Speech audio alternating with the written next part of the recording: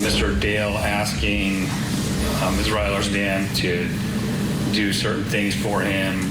He was asking her to buy boots and glue them on his feet with Gorilla Glue. He was asking her to buy and glue them in his mouth. And he also asked her to pour pools of Gorilla Glue into his eyes to glue them shut so that she was the last girl that he would ever see. This morning, our spotlight is shining on a case out of California involving an OnlyFans model named Michaela Rylaarsdam. She's now a defendant facing murder charges after allegedly asphyxiating a man by placing a plastic bag over his head during what prosecutors describe as a fatal fetish encounter. Here's what the victim's roommate said about the day of the incident. I could just hear him say, can we stop? I'll pay you a certain amount more money to stop. And that's when I realized that it wasn't a friend. He had no shirt on. It looked to be like a pair of sweats. And then from his feet to about his waist was wrapped in saran wrap. Like clear plastic wrap? Yeah. And then his hands were above his head, and they were tied up. So this is helpful testimony that came in during Michaela Rylaarsdam's preliminary hearing just last week. This was her in the courtroom. She was bound over for trial, and she's being held without any bond on those murder charges. So the question we're asking this morning, is she a criminal who needs to be held until this trial? Or was this truly a sex act gone terribly wrong? Let's bring in our expert guest to discuss this. Criminology expert, author, and professor Dr. Debbie Goodman is with us, and so is Amanda Dames. She's a certified sexologist and a former professional dominatrix. Good morning to both of you ladies. So, Amanda, let me begin with you here, please. We know that with this trial, there are going to be conversations that come into case evidence about fetish, about dominatrix work. When you look at this case, having done that type of work and having expertise in this area, tell us what you see, please. I see a client who had an extreme fantasy, but I think that anyone who was paying attention would know that this is not something you would actually do for someone. Any common sense would tell you, do not make it so that someone cannot breathe for minutes on end, don't block airways. And I see a dominatrix or a professional here who was throwing safety to the side and just doing whatever the client asked. And there needs to be a little bit of like, okay, here's the fantasy they're having and here's how I can make it sort of real for them without actually fulfilling every request they have. Sure. Amanda, tell me, when we heard that witness's testimony a moment ago, and I wrote down what he said he heard his roommate saying, can we stop? And I'll pay you to stop, were the statements he's saying he overheard his roommate making before his death. What, if anything, do those statements indicate to you in terms of whether there were any mistakes made by this dominatrix? It sounds like this client wanted for this session to stop and was even willing to pay more just to get out of the situation. Normally, if you're practicing this type of work safely, you have a safe word that just means absolutely stop. If they hadn't set it up, that request tells me that this person wanted it to stop. Appreciate it. Amanda Dames, let's take a listen together to what the deputy medical examiner, Dr. Deborah Barry, said at this hearing. So she was the one who did the autopsy on the victim, and here she's relating the cause and the manner of death. Here we go. Explain English. Essentially, there was a lack of oxygen to the brain because of the plastic wrapping around the head, leading to fatal injury. How about the manner of death? Homicide. Manner of death, homicide. Right. What does it mean, homicide? In forensic medicine, it means the death was caused by another person or the actions of another person. Does that have to be intentional? No. What are other manners of death? Natural, accident, suicide, and undetermined in the state. Okay. And you determined not to classify this as accidental? Correct. Okay, the prosecutor clarifying there, as you saw, Dr. Debbie Goodman making sure that the judge understood this was a deliberate distinction made on that autopsy report to not characterize this as accidental. Dr. Debbie, being an expert in the field of criminology, do you see any criminal intent on these facts? Tell us what you see, if you would, please.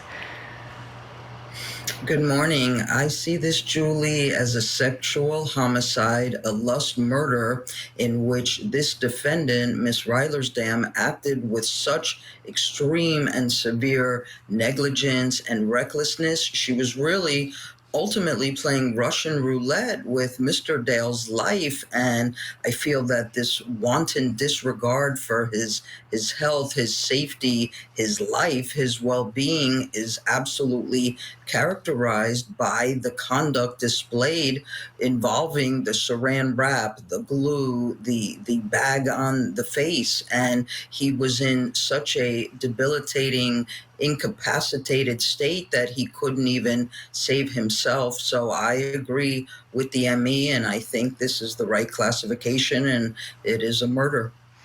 Dr. Debbie, tell us, do you think that this defendant is a danger to society if she were to be given a bond before her trial? Yes, Julie, if this is her type of work and she were to continue the work, we could have another fatality. So I am in agreement. I know it's a controversial case. Some, may think it's a fetish accident. I understand and respect if there's that alternate viewpoint, but I see it much differently. And I think that we have this excessive and extreme conduct, which would suggest to me that this individual's decision-making is so flawed and that the gratification in these sexual homicides and lust murders comes from the individual being in the power, control, and dominating role to where one would potentially allow a death to another. So I think it is being tried appropriately, and I would agree with the denial of bail. Such great insight you both are offering us. Let's take a look at Michaela Rylaarsdam's business video. We have a look at kind of her advertisement for what she does. This is the year of business. Everybody wants to be an entrepreneur, and we get that. I've never felt that everybody was meant to be a stripper forever. I know that this is something where you get in and you get out. You need people in your corner to help you grow. I did, and so I know what that means for our girls. I know what that means for our guys. Okay, so that was just a little sample of her prior to the commencement of this case. And we know the judge denied the request for bond. She's going to remain in custody. So now we're looking forward to trial, forward to getting more information about how Michael Dale died. Amanda Dames, let me go back to you, please. Given your area of expertise with sexology and dominatrix work, what are some of the things that are top of mind for you that you're interested to learn about how exactly this death might have occurred during this paid-for session? Well, I want to know what conversation happened beforehand. How did he communicate what he wanted? Where did it start? And what led up to how extreme the session got? I mean, as soon as someone is asking for like glue to be involved and just things that are not safe for the body, you kind of have to think, like, at what point did she decide, like, oh yeah, this is something I'm going to do? Because common sense, as I said, was out the window. I'd be interested to know where the conversation started. Had they talked to each other before? It sounds like this was their first time meeting. And if there was any other type of work that they did over the phone that led her to think that this was something this person truly wanted, because it sounds like a disturbed request. And I would assume that the client was disturbed if they asked for it. Excellent insight, Amanda. Tell me something. I was having a conversation with one of my colleagues about this, how my lawyer brain goes to, not all contracts have to be in writing. There can be oral agreements that are made, where someone promises something, a service, someone exchanges money with the other person. In this work, typically, are there ever written contracts, or are most of them oral agreements? No, so it is mostly oral agreements. There can be written contracts, especially if you have a client who's a regular, but for the most part, it is all oral. You have like a discussion about what the person wants.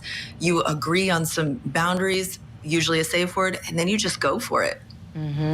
I appreciate it, Amanda. We have a couple of minutes, I'm being told. Dr. Debbie, let me go to you next, please. In terms of, as we're getting ready for trial, we know there's lots of discovery out there that the public, is not privy to. I'm curious, what are some of the things that you're most looking forward to learning about as we move forward and the case is bound over in terms of how this occurred and what intentionality Ms. Rylaarsdam might have had with the acts here? What are some of the questions you have, please, Dr. Debbie? Right. I would want to know, first and foremost, Julie, the fact patterns. I appreciate what Amanda said as well about a discussion preceding. This case also, by the way, reminds me of a case from decades ago that you and that your team and the courties may remember. It was called the Preppy murder case out of New York, whereby Robert Chambers, Jennifer Levin were involved in intimacy. She was strangled, and the defense was based upon this agreement of some type of fetish. Well, it ended up being a 9-day with the jury deciding they couldn't reach a decision on the murder charge, and he ultimately pled to manslaughter. So I'm just wondering about the actual fact patterns before, during, and after. I think that's very important. And also just the reasonableness of this defendant to understand, is it reasonable or unreasonable for an individual to be in a debilitated, incapacitated state where he could not even potentially save himself, even if he wanted to? And did she derive pleasure from the power, control, and authority that she had over him? If so, for me, it's murder. Great questions you're raising here. This has been a fascinating discussion with you ladies.